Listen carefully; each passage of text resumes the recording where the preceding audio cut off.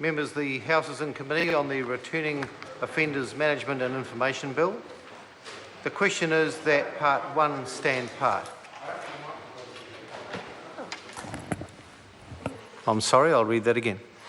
The House is in committee on the Returning Offenders Management and Information Bill. The question is that Part 1 stand part. Mr. Speaker. I call Jacinda Ardern. Thank you, Mr. Speaker. This bill obviously sits in two rather concise parts, but on Part 1, that's really the opportunity for the House to talk about the relevant legislation which this bill heavily references. And I think it is really important that we make sure that those references are accurate.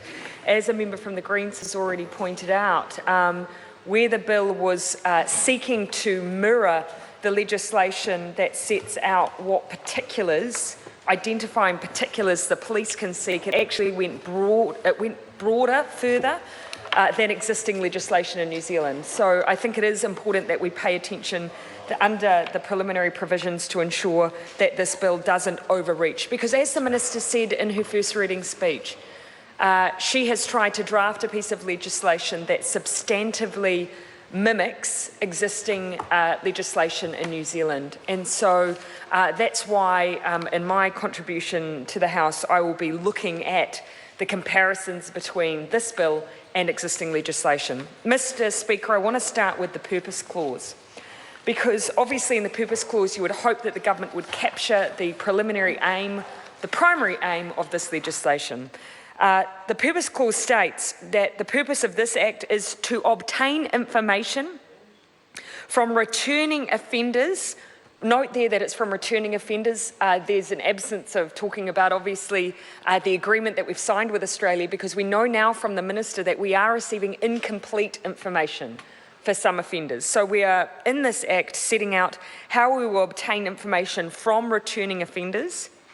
And secondly, establish release conditions for offenders returning to New Zealand following a prison sentence of more than 1 year in an overseas jurisdiction.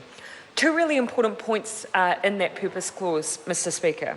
Firstly, the question around the other jurisdictions. We're talking just overseas jurisdictions in this Purpose Clause. A lot of the discussion in this House has been restricted to Australia. I would find it really helpful if the Minister and the Chair could share with us, because none of the regular impact statements discuss any additional analysis carried out beyond Australia.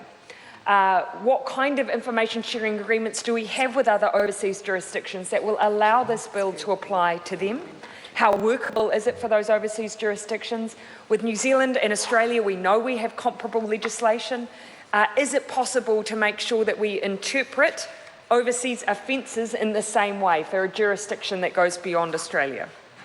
That's the first point. The second point from the Purpose Clause is that nowhere in that Purpose Clause does it talk about the safety of the community, does it talk about reintegration, does it talk about rehabilitation. The words again are simply to establish release conditions.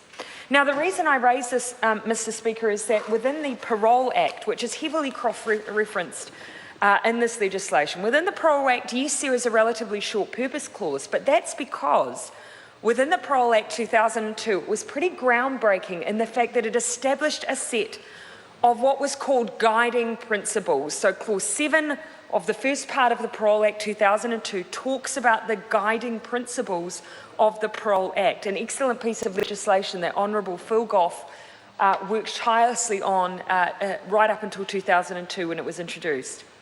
Now, some of those guiding principles are around the way that the parole board makes a decision about the release of a prisoner itself. Obviously, that goes beyond the jurisdiction of this Purpose Clause because the decision has already been made for release. But it also goes to the guiding principles of release conditions.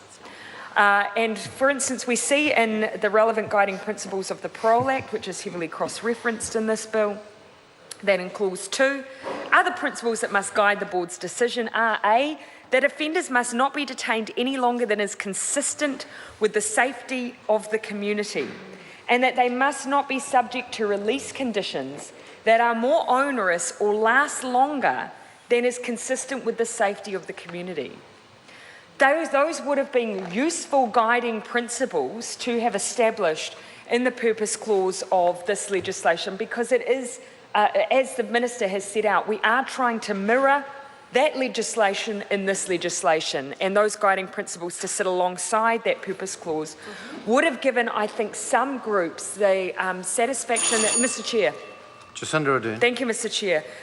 Both the comfort and satisfaction that we are not trying to apply here a double jeopardy, an extra layer of conditions on someone who has already served their time, but rather a proportionate set of conditions. So then a lost opportunity, I think, in that purpose clause, not to have, say, some principal clause alongside it. Coming back to then the idea, though, of reintegration and reducing reoffending, if we look at the regulatory impact statement, when it talked about the purpose of this bill, said that the overarching goals of the bill are to protect the public from reoffending and provide greater support for the reintegration of returning offenders. That, in the executive summary of the regulatory impact statement, is meant to be the main goal of this bill, and yet none of that language is contained in the purpose clause.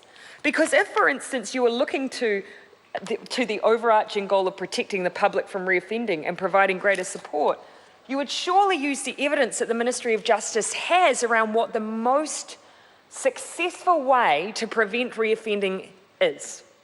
And I had a little look on the Ministry of Justice website to find what they were setting out as best practice when it comes to reducing reoffending. They have a little document here called Effective Interventions to Reduce Reoffending.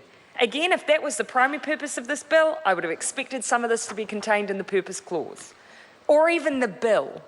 Mr Speaker, but when we look at this set of guidelines, yes, it does pertain to youth offending, because obviously that's being a focus of the Ministry of Justice. It is an area where we assume that we have a better opportunity to reduce reoffending, but the principles are the same, and it states, good interventions that reduce reoffending are based on key principles to ensure they are effective when implemented and include key components. These are the key components. This is what I would have expected either in the purpose clause or at least in part 1 of the bill. To ensure interventions are effective, they A, start with a good assessment of a person in the context of their friends, family, whānau and community to identify needs and reoffending risks. Nowhere do we see in the purpose clause or in this bill setting out that there would be any kind of analysis of that kind of those offenders. Secondly, work with the person holistically to provide timely and appropriate support. We know there's no support set out in this bill for those being reintegrated because there wasn't even a budget bid made for it. It's simply around monitoring.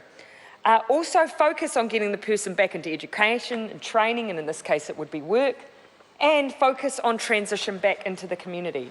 So if the overarching goal, according to the regulatory impact statement, was protecting the public from reoffending, I would have expected to see some of the Ministry of Justice's guiding principles around reducing reoffending somewhere up front in this bill. They are completely absent, not just from the purpose clause, but from the bill itself, Mr. Speaker.